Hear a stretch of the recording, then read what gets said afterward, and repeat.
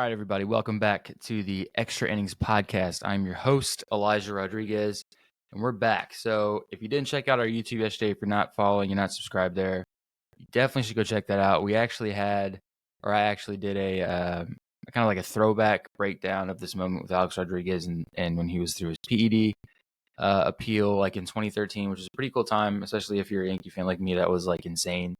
So we didn't do a podcast. We did that yesterday. And if you didn't notice, we got a new mic. So we got some new stuff coming in. If it sounds a little bit low, I apologize. I'm trying to figure out the best recording way to do this. I've done it in the past. Obviously, when I was a baseball express, we had a bigger budget. So I was using that stuff. So I'm trying to like put this together without absolutely destroying my bank account and getting like all this crazy shit. So I'm piecing it together. No headphones today, so I bought an adapter, but all this shit didn't work out the way, so now I got some new stuff coming in. Hopefully it's here today. Thank God for Amazon. But anyway, this should do good. This is a nice mic. We got a new interface, so let's see how this rolls today. All right. So like I said, we did a breakdown yesterday. No podcast yesterday, but we're here. We're back today, and we're going to talk about pitcher power rankings. Now, obviously, pitching is like the name of the game these days. Pitching is pretty much ruling everything with how elite, how strong it is, though. I say that, but I feel like that's a reaction with how strong batters have been in the last like 5 to 6 years. Like it's been a steady, like it's like a teeter totter. You know, batters get better, batters get crazy good. Pitching kind of drops a little bit, then it kind of flips itself. Pitching gets really good, batting goes down. So it's a constant like I don't know lever going back and forth. But I think that we're watching some of the most dominant pitching we've ever seen in the game of baseball. I'm going to be 100% honest. Like, you've got some dudes that are just absolutely insane. But then, like I said, we talked about this before, the pitching injuries, all that stuff, because velo is king right now in baseball. Velo is king, though not in I guess in some pitchers it's bigger than most, but right now I think that pitching and velocity is ruling baseball. But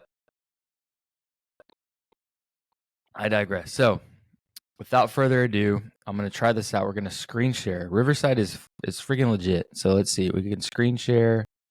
We can come here. All right. Yeah, there you go. Sweet. So you can see my screen. This is awesome. Cool. So listen, check it out. All right. So top 10 pitchers. Obviously, I'm giving it away here. The top 10 pitcher. I'm gonna pull up stats as well, so we can pull and see what we got going on here.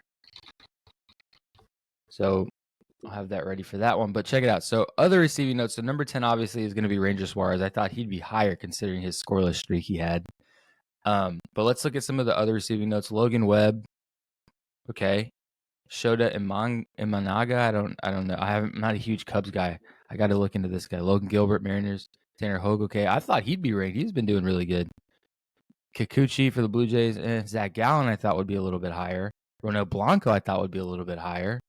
Bryce Miller, okay. And then Paul Blackburn. I guess power rankings, I guess this is through starters. I think that guy Miller for the Athletics should be on here, man. That guy is a freaking monster. Okay. So without further ado, we got number 10, Ranger Suarez. I think like stat-wise, let's see where he's at stat-wise. I mean, he's been really good. Every year he's been in the league, he's been good. There's no question. He's been like a little bit above average to good, above average to like, yeah, you're elite. But this year he started off something crazy. He's got right here a 4.0 with a 1.36 ERA, 5 games started, 5 games played, obviously. 33 innings, 32 strikeouts with a whip of .70. So Ranger Suarez is the real deal. Let's see what MLB Network says. So he has had a better start, obviously. 4-0, 1.36, 32 strikeouts and 5 starts. Damn. 25 consecutive scoreless innings. So Ranger Suarez, man, he's a guy. He's a dude. And I think in the past he's been a little bit overshadowed with Nola, Wheeler, and, there's been a slew of pitchers that have been able to sling it, the whole time there. And he's been kind of missing here and there. But this year he started it off with an absolute bang. So, yeah, Ranger Suarez, man. I don't know why they couldn't. Let's see what they got here. Let's see this. Let's see if we can look at some of their pitching and see if that kind of helps a little bit. Freaking ads, man. Ads. I can't believe they can't just show me the highlights from this guy. I gotta watch Martha Stewart. give a shit about Martha Stewart. All right, let's see what His we got fourth here. start of the year. There's a breaking ball and a swing. No, I don't need sound. Okay. So he's mixing in quite a few pitches here. Let's see. Boom, fastball, 93. Oh, I remember this. Yeah, this is okay. So yes, Ranger Suarez. Notably, maybe I thought maybe just because of how good his ERA is, we're not going to watch all these videos. It's going to be here all day. I thought with how well he's been doing, the scoreless streak he has, that he would be a little bit higher. But now that I'm looking at some of this stuff, I think 10 might be right for Angel Suarez, considering his arsenal and considering who else is on this freaking list. All right. So number 9, a new guy, rookie of this year, Jared Jones. I just posted about him. He's got a nasty fucking slider. He's throwing in the high 90s. Coming out rookie year. Yeah. So there's an electric rookie coming out. And reading this here. It's not Paul Skeens. So everyone's waiting for Paul Skeens, but this guy's tearing it up. 2.79 ERA, 39 strikeouts in 29 innings. He's 22, second to Glass now in the majors in strikeouts. And he's still really, really early. So in his last start, I think it said he had 25 swing and misses. That's insane. That's insane. So if you haven't seen the video, I posted it not too long ago on my Instagram, me kind of going over this strikeout that he had this guy fall on his ass. Jared Jones, if you haven't seen Jared Jones is a monster. Go check him out, man. Go check him out. Okay. And then obviously 8, Berrios. Jose Berrios has been in the league for a while with Minnesota. Then he's now with the Blue Jays. He's always been really good. He's had shaky stuff in the past. I've seen him. He's got that really nice slider. He lives in the mid 90s. Solid pitcher. He's a go-to guy. I mean, if you're in trouble, if you're in a big spot, big game, he always comes through. He's just not always as consistent in the later innings to like get you that, push you to that threshold of the 5, 6, 7th, like the third time through the lineup. I think that's where I've seen him struggle in the past. This year, I mean, after cutting, he went from a 5.23. Like I said, he was been good, but just not like elite like he has been obviously in the past with Minnesota. He was a lot better. I think he hit a skid last year with Toronto. Now he's kind of in his own up there from a 5.23 ERA to a 3.65. Pretty dang good. I can't say much else other than that. I mean, he's pretty solid. 0.85 through 5 starts this season. I mean, he's 4-0. Blue Jays are struggling a little bit. They've got some woes. I think Vlad is really having a tough time. I'm going to put a little bit of a review of what's going on with him on socials today. But they've been pretty good. He is another guy that had a scoreless streak, a 29 2/3 scoreless streak. So 8 deserving. Yes. Well deserved right there. Cutter Crawford. Okay, so Cutter Crawford, Boston has been kind of sneaky, man. Boston's been kind of sneaky that you kind of forget that they had Tanner Hoke. You forget that they had whoever this Cutter Crawford guy is. I'm just kidding. I honestly hadn't heard of him. I looked him up prior to doing this video. He's been absolute lights out. I mean, scoreless outings. I mean, his freaking ERA is a 0.66. He's leading all of majors. 20 years old, has not allowed more than 1 run in 5 starts. So Boston kind of sneaky with this pitching. They got Hoke, they got Crawford. Kind of sneaky, man. Kind of sneaky. I don't know. Freddie Peralta, another guy that's been in the league for a while. Brewers were a little shaky. They had a lot of great guys past couple years. They had some pretty big call-ups. They got Adames. They've had Yelich. They had Corbin Burns for a while. They lost him to Baltimore. Craig Counsell's the whole other thing. Went to the Cubs. That whole thing was insane. Peralta was, I think, the only piece. We're gonna go ahead and stop screen. I'll just go through this because we're not gonna have time to go through every video, so we'll just go here. But Peralta was one of those guys that was one of the few things they knew was going to be in the rotation. I think they're still trying to figure some stuff out. Nothing is solidified in Milwaukee by any means, but he's 2-0 with a 1.9 ERA, 23.23. I think it's 23 and a third, 23 and 2/3 over his 4 starts, a 12.5 K rate, 12.5 K per 9 rating. So pretty damn good. A shining light over there. I know they just lost Yelich to an injury, so this is a shining light in the Brewers. But number 6, Peralta is pretty nasty. Not gonna lie. Oh, Cease. Funny story. I saw Cease in Boston last year when I was in Boston with my girlfriend and her family. I saw him. The White Sox. This is back obviously before the trade to San Diego. We were walking. We're actually taking the tour of the Freedom Trail tour, and he was in another group walking the other direction. My neck is red. He was walking the other direction. We passed him, and it was funny because I saw him, and you couldn't miss him because the crowd is like really low, and then there's this big guy with a mustache. I was like, "That's Dylan Cease, 100%." And sure shit, obviously the White Sox were in town. We were going to that game later that day, so obviously, right, it's him. But anyway, Dylan Cease hasn't missed. He was, he won this, going to San Diego, pairing up with Blake Snell. Blake Snell has not showed up this year yet, I think, and I've said this before. I said it on socials. Like I said, follow us, man. I got a lot of good stuff on there talking about Blake Snell and his struggles and what I think those struggles were. But with Blake Snell kind of not being there, I think it's great that they did pick up the Dylan Cease. They got Dylan Cease, and he's been a stud, 3-1 with a 1.82 ERA, 35 strikeouts and 29 2/3. Over 5 starts, man. Like he's insane. And he just had a gem. He just pitched a gem like 2 days ago. I think it was something stupid, I think. Hold on. Max Fried is another guy. If Max Fried ain't on here, but though Max Fried has struggled a little bit. I will say that he struggled a little bit, but I'm just kind of going through some of these big pitching outings. Where was Cease, man? He just did it like a couple days ago. Oh shit, it might have been yesterday. No. Cease.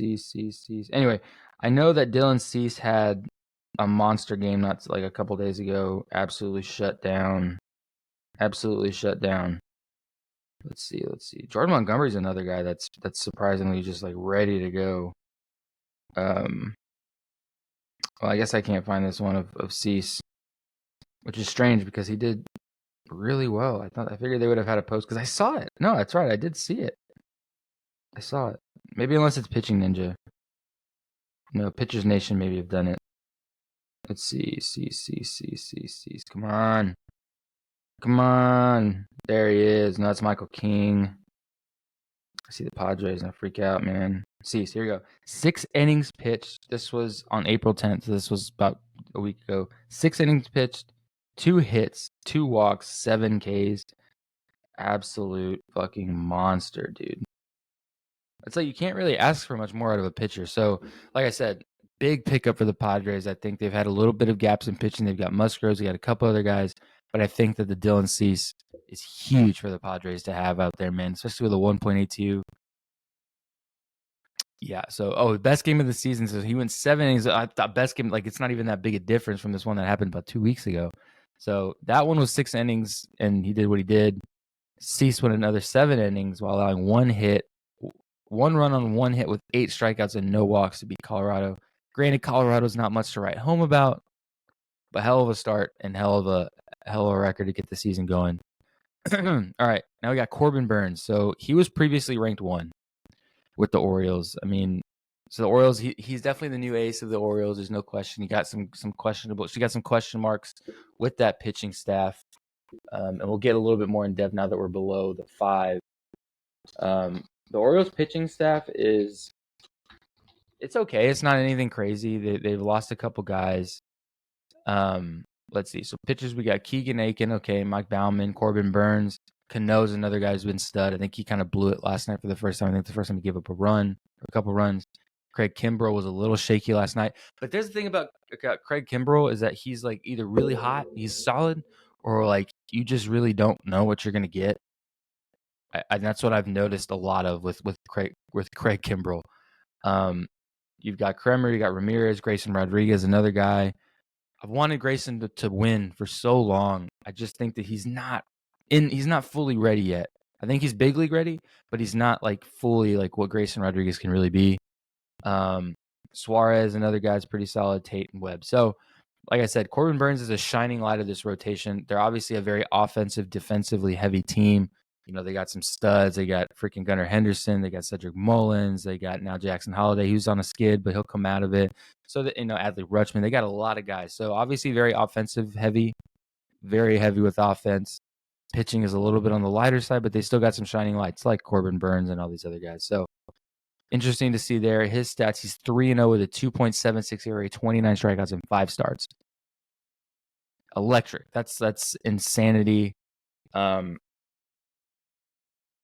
he's dropped. I guess he had a tough spot because he dropped. He was number 1 actually, which with all the hype of him going into the year, it would make sense that he was number 1. But I think at 4.4 still a solid number for him. I think he's been a little shaky, and not as like I say shaky. You got to take that with a grain of salt because a lot of these guys are not shaky. It's just not as elite as they've been. That's the best way to take it. All right, where are we at here? So Tarek Skubal. Okay, so Tarek Skubal, if I'm pronouncing that right, has just jumped onto the scene. Obviously, with a lower budget team, with Detroit, you're not going to see a whole lot of him because they're not winning a whole lot of games. But Tarek Skubal, if that's how you pronounce it, like I said, I could be absolutely butchering this dude's name. He is disgusting. I watched his highlights yesterday because I was deciding on what to do this podcast on today. And I was like, hey, let's look at some of these highlights. The dude is disgusting from the left side. 3-0, 1.82 ERA, 35 strikeouts in 29 frames. Dude, that's disgusting. Over 5 starts, and he's 10-3 with a 2.54 and 137 strikeouts in 20 starts if we look back at last year. So even last year, he was kind of a sleeper. Like you didn't hear about him a whole lot because Detroit wasn't doing a whole lot of things. They're a lot better this year. They're utilizing some bigger pieces. You still got Javi Baez swinging at stuff in the other batter's box, but that's another story. He's making defensive gems. So the Tigers are something to, just kind of like take note of them in the distance. I don't think they're going to like cause an immediate threat to anybody, but just, keep your head on a swivel. Just keep checking them out because they got guys like this. They could put something together. I think so. I mean, but who knows? But yeah, Tarek Skubal, Tarek, whatever, however you pronounce this man's name, disgusting, dirty. Look out for him. All right. Now we're getting to 1 and 2. 1 and 2. I'm silent because number 2 baffles me a little bit. Let me check number 1. I haven't seen number 1. Okay. I don't know how I feel about this number 2. Doesn't sit right. So number 2, I'm not going to keep you guys in any more. I'm sure you guys can guess, or maybe you have your guesses before I say it, but number 2 is Tyler Glasnow. Yes, he was great his last start. Yes, he was really good. The last start before that, he wasn't very good. He did pitch scoreless innings with 14 strikeouts against the Twins on the 9th. So it's no surprise that he leads in majors. Yes, he's a big strikeout guy. He's a 2-pitch combo, a fastball in the high 90s and a disgusting curveball and a so-so third option. So he's hot now. It's a tough spot. Because I've seen Glasnow. I'm a huge Glasnow fan. Just just letting you know. So I'm not just shitting on this guy. I like watching Glasnow pitch. I think he's a hell of a pitcher, an intelligent pitcher at that. But I've seen him too many times be inconsistent. I think that he's in a different zone now. I think he's a much more mature pitcher. Like I said, he's been with the Rays his entire tenure, and that was a tough spot to be in. Did pitch in some big spots there, but I think he's still very young. I think that there's still a lot more growing he needs to do. But no doubt he's been dominant. So I guess if we're like I'm leveraging a lot of different aspects into this, but I guess if you're really talking about how he's been this season, power rankings as of now, yeah, he's dominant. He's very dominant. I mean, dude, he leads the majors with 44 strikeouts, 4-1 with a 2.92 ERA. The ERA is always a little high because he does walk quite a few batters. I think that's one of the few things that I don't like about him. He does walk a lot of guys, but he's that 1-2 combo guy as a starter to have a 1-2 combo with a third option that's like kind of 50-50 chance. You got to be pretty damn good. So Tyler Glasnow, number 2, previously ranked number 4. Yeah, I can see it. I'm just hoping for him that he can keep this up. And it's something I've said multiple times, and I hate like just talking about this because it's just like injuries are just like not good, and like talking about injury just makes me nervous to even bring it up. But like he's a guy that's been injury ridden a good chunk of his career, and he's had a lot of issues with injuries and arm problems, and so I'm hoping that because the Dodgers brought him in hoping like he's going to make an immediate impact. Like you're going to be either the 1, 2, 3 kind of guy. Like we're going to need a lot out of you. We're going to need 190 innings out of you? Can he handle that? Because I've never seen him go a full season. Jesus Christ, a full season. Jeez. Never seen him go a full season without some sort of injury. So I'm hoping that his durability is not an issue, because I'd really like to see him do some really dangerous stuff, especially going late into the season. But we're going to have to wait and see if that's something that's going to happen, because, like I said, he's had a lot of injuries in the past. He's a big dude. He throws with there's a lot of strain in his release. He's a high effort guy. So we're going to see. And number one, who was last time he was number two, is Zach Wheeler. And Zach Wheeler was a big one. I think, honestly, last year, or even the year before that, watching them in the World Series, and then last year watching them before they got beat by Arizona, I personally thought that Zach Wheeler was better than Aaron Nola. I think that Zach Wheeler is a more well-rounded pitcher than Aaron Nola, and Aaron Nola's a vet. So it's like I see it from both sides. I think that Zach Wheeler is the number one pitcher, the number one starter on the Phillies. I think Aaron Nola should be number two.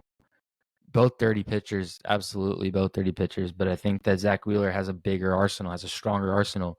And you can see it by the stats, man. A 2.30 ERA, 38 strikeouts and 31 in the third over 5 starts, where he's coming off his last outing was a 7 1/3, 1 hit, 8 strikeout against the White Sox. Again, not a strong team, one of the weaker teams. I mean, they're kind of getting clowned for how bad they're playing right now. But hey, number third in majors with Ks, and he's tied for third quality starts.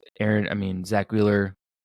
Zach Wheeler's a guy, dude. Zach Wheeler can throw it. That's one of the. I can't even argue number one. I thought maybe there'd be somebody else that I was hoping to be on here. I'm kind of going to talk about the honorable mentions, because I think some of those guys should have been up there. But number one, Zach Wheeler, cannot argue that placement. Dude is a stud.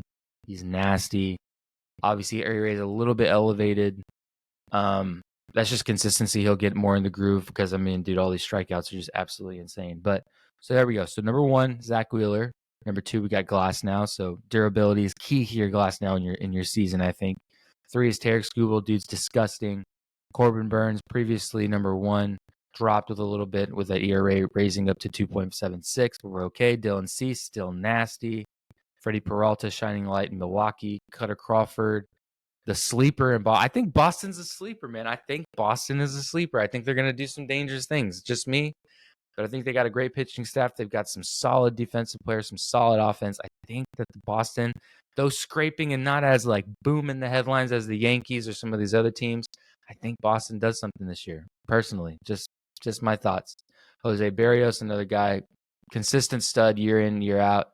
A little low on the list, but again, with his 21 2/3 scoreless streak, you got to put him in there. Jared Jones, another guy coming out of nowhere, kind of overshadowing Paul Skeens a little bit. Why do we need Paul Skeens? We got Jared Jones, but 25 swing and misses. Jared Jones making people fall on their ass at the plate.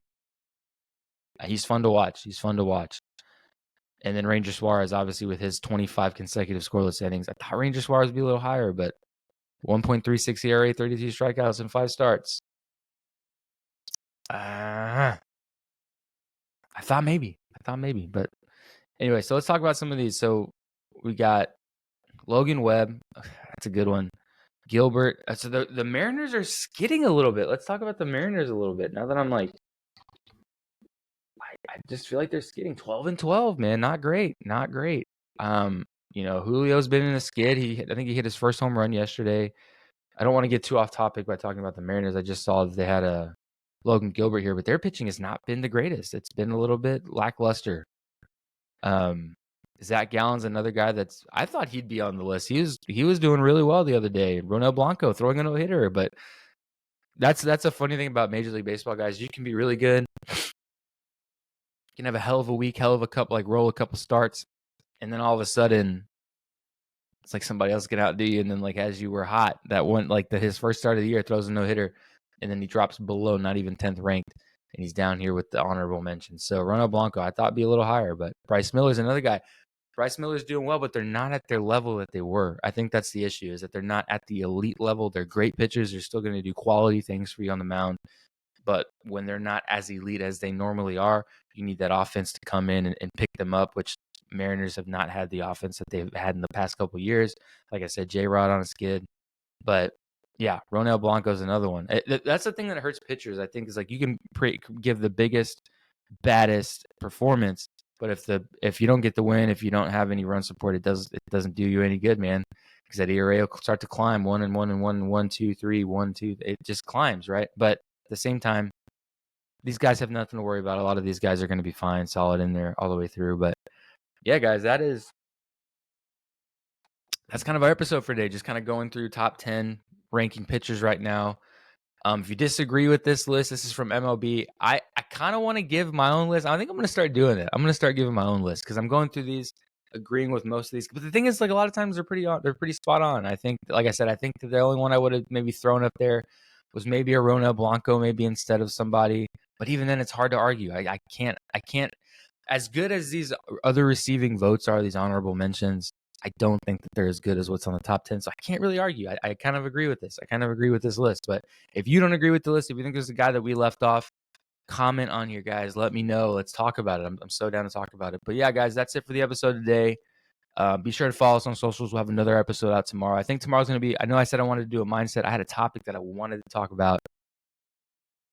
Didn't feel like talking about it this morning. I was watching some highlights last night. I was like, we got to talk about some pitching. I'm talking about all this hitting. I'm talking about all this team stuff. Let's talk about some pitching. We haven't talked about any pitching. I love pitching. I love pitchers.